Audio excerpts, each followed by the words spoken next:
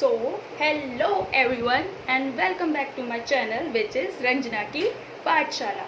आज की इस क्लास के अंदर हम लोग एक टॉपिक लेने वाले हैं इंग्लिश का, जो कि हमारी क्लास 6 और 7 के स्टूडेंट्स के लिए है और इस टॉपिक का नाम है सेंटेंसेस। तो आज हम बेसिकली देखने वाले हैं कि सेंटेंसेस क्या होते हैं। हम रोज़ अपनी लाइफ में कोई ना कोई सेंटेंस बोलते हैं। सेंटेंस मीन्स क्या? वाक्य, कोई भी लाइन जो कि अभी जो मैं बोल रही हूँ वो भी क्या है, एक सेंटेंस है। तो ये जो सेंटेंस हैं ये किस तरीके के होती हैं, कितने इनके काइंड्स हैं, इसके बारे में आज आप अपनी क्लास में पढ़ने वाले हैं। सो आई गेस आप सभी रेडी हैं। तो चलिए स्टार्ट करते हैं। तो सेंटेंसेस को जानने से पहले हम देखते हैं कि ये जो हमारे वर्ड्स हैं वो कहाँ से आते हैं, जो शब्द है। तो इसके लिए हम चाहते हैं सबसे पहले अपनी जो हमने नर्सरी क्लासेस में पढ़े थे अल्फ़ाबेट्स, तो हम सभी ने अल्फ़ाबेट्स पढ़े हैं, ABCD हम सब ने पढ़ी हैं। तो जो हमारे वर्ड्स हैं वो कैसे बनते हैं, हमारे अल्फ़ाबेट्स को ज्वाइन करके, जैसे कि MAT mat, CAT cat, TAP tap. तो ये क्या है, ये बेसिकली हमारे वर्ड्स हैं। और जब हम इन्हीं वर्ड्स को अरेंज करते हैं तो उसको हम बोलते हैं सेंटेंस। लेकिन सेंटेंस को बनाने के लिए बहुत इम्पॉर्टेंट जो चीज़ है वो ये है कि जो हमारे वर्ड्स हैं वो अच्छे से, मतलब एक मीनिंगफुल ऑर्डर के अंदर हमारे सेंटेंस में अरेंज होने चाहिए। ऐसा नहीं होना चाहिए कि जो हमारे सेंटेंस है वो ऊपर नीचे मतलब कुछ भी लिखा हुआ है कि घर, मैं, क्यों, ऐसे ऐसे नहीं होना चाहिए। एक मीनिंगफुल, मतलब एक मीनिंग बनना चाहिए हमारे सेंटेंस से।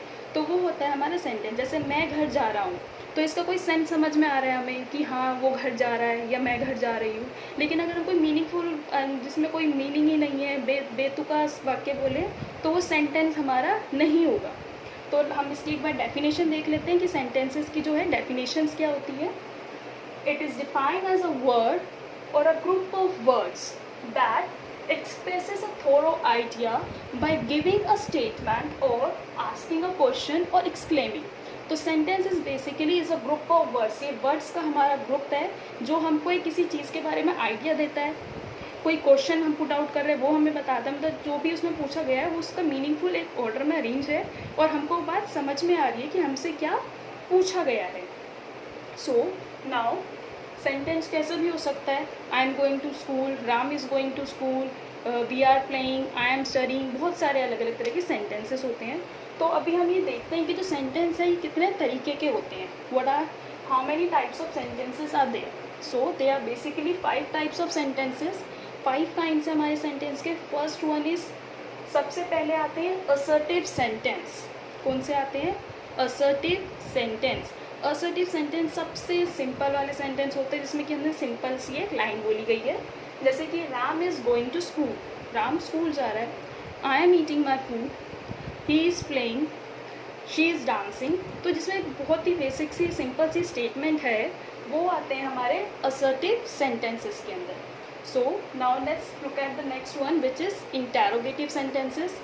Interrogative sentences are those sentences in which we ask any question, जिसमें हम किसी से किसी भी तरीके का, किसी भी प्रकार का, किसी भी तरीके का कोई क्वेश्चन पुट अप करते हैं। जैसे कि for example, do you know him, क्या तुम उसको जानती हो? व्हाट इज़ योर नेम, तुम्हारा नाम क्या है? वेयर डू यू लिव, तुम कहाँ रहती हो?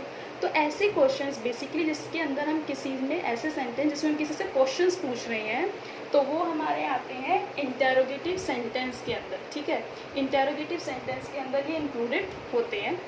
Now look at the next one, third, which is imperative sentence. Imperative sentences are those sentences in which we request to somebody.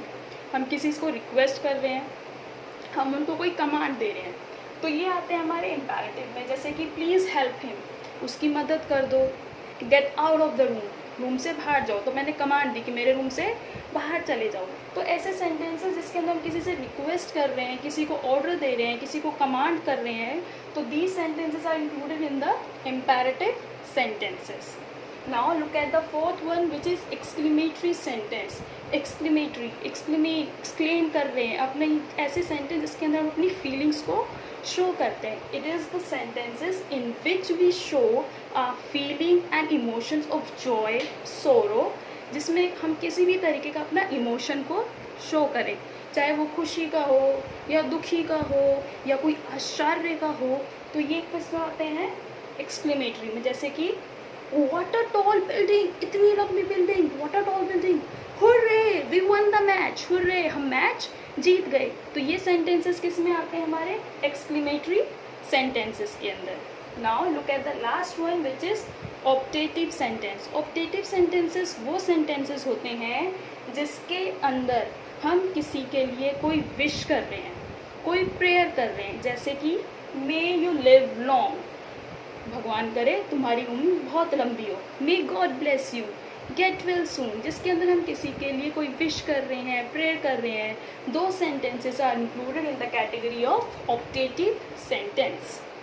So basically sentence हमारे group of words है जो कि हमने meaningful order में अरेंज करे हैं। They are basically 5 kinds of sentences: assertive, interrogative, imperative, exclamatory and optative sentence. So I hope आपको आज का ये जो टॉपिक है अच्छे से समझ में आया होगा।